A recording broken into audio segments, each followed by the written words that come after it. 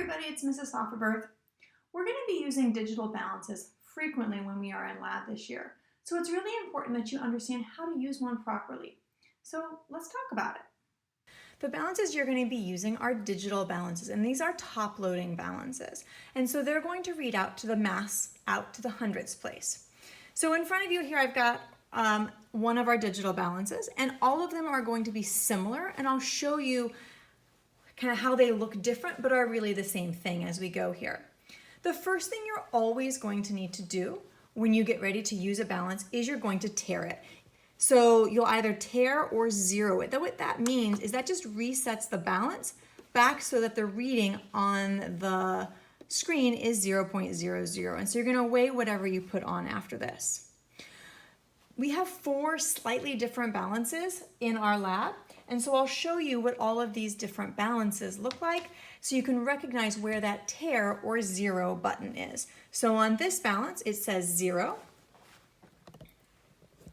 This balance over here, slightly different variation. This button over here says on 0T. That means this is going to be your tare or 0 button.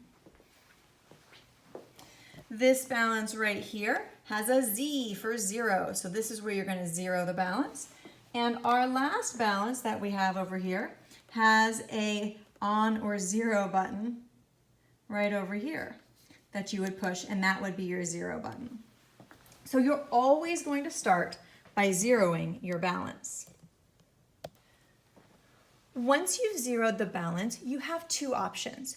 You can either mask the object directly on the balance if it's kind of a self-contained item, or you can use a container.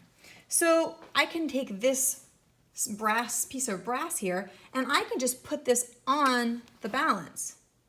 And it tells me that it's 99.99 grams. And you would record all of those digits.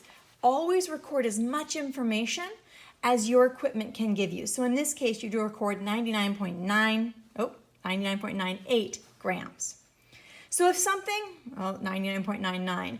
And I will say that there is some variation in the balances. As people bump the tables, it will actually cause the balance to fluctuate a little bit. So when you're using the balance, try not to lean on the lab table. If you measure something like some salt, obviously I'm not just going to pour that onto the balance pan. It's going to be everywhere. I'm going to need a container to hold it. And so what you do is you take your container and then you re-tare or zero the balance. So you're resetting it and saying, I don't actually care how much the beaker weighs. I only want to know how much the salt's going to weigh. So you re-tare it, add your salt, and now the balance is going to tell you about the mass of what you have added since the last time it was tared. So in this case, I have 21.04 grams of salt. So really there's 2 ways that you can use the balance. You can weigh objects directly, or you can put a container on the balance pan, tare it, and then weigh just the additional object that you're adding to it. When you're done using the balance, please, it's considerate to re-zero it as you walk away. But make sure there's no spills. You need to make sure you're cleaning up after yourself. The balances are often damaged by chemicals, not to mention the fact that it just spreads the mess around, and some of the chemicals we're going to be using might be skin irritants, and so we don't want people unintentionally coming into contact with whatever those chemicals were. If you do spill, just make sure you clean up right away. We have a brush that you can use to brush off the balance, or you can get a paper towel and brush it off gently. Couple other thoughts about the balances. These balances hold 200 grams. You cannot put more than 200 grams on the balance pan without damaging the balance. And you certainly don't want to push on the balance pan, because by doing so, you will damage this piece of equipment and it won't be useful anymore, which is most unfortunate, and it would make me very, very, very sad.